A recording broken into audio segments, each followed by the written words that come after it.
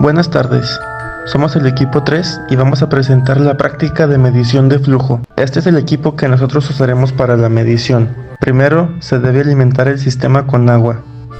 Después, conectar los caimanes en la sección de flujo de pulsos y el otro extremo a la tabla digital analógica para recibir el voltaje de entrada en la computadora. Por último, se enciende la fuente de poder que está abajo del sistema y nos aseguramos de que al abrir la válvula, el rotámetro nos indique que hay flujo. Nuestro sistema de flujo cuenta con un medidor de flujo tipo turbina, el cual utiliza energía mecánica del líquido para hacer girar un rotor en el caudal de flujo. La velocidad de rotación del rotor es directamente proporcional a la velocidad del fluido que se desplaza a través del medidor. Para calibrar el equipo, programamos en LabVIEW un código para leer las medidas de voltaje y convertirlo a frecuencia en Hertz.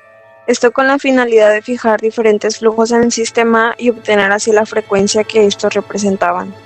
Tomamos 10 lecturas de flujo, siendo 0.4 nuestra primera lectura y 2.2 el flujo máximo, leyendo para cada una de estas la frecuencia y registrando los datos.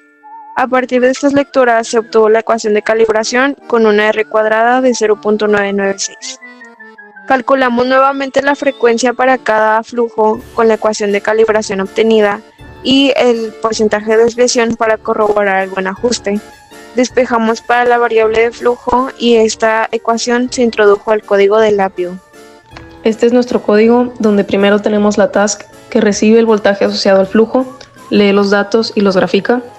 Después, el bloque de mediciones de tono se utiliza para analizar la señal de entrada y extraer la frecuencia dominante de la señal. En muchos sistemas de medición de flujo con sensores de turbina, la frecuencia de los pulsos es muy baja para caudales bajos y aumenta proporcionalmente con el caudal.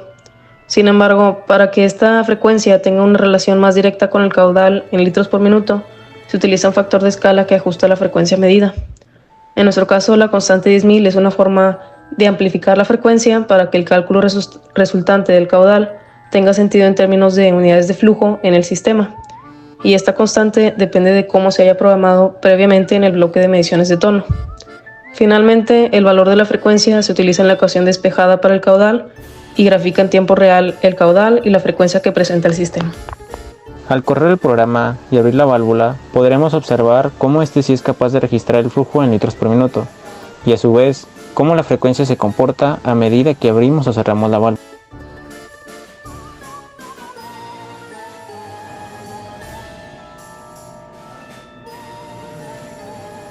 A mayor flujo tenemos mayor frecuencia, y por lo tanto, el ancho de los pulsos será menor.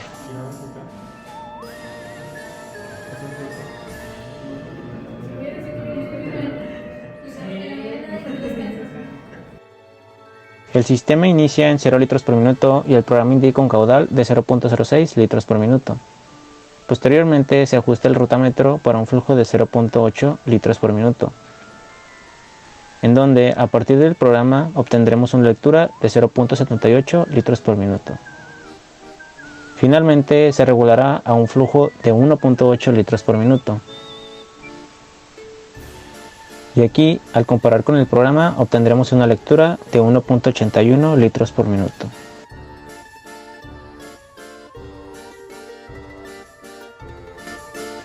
Esto es todo por nuestra parte, gracias por su atención.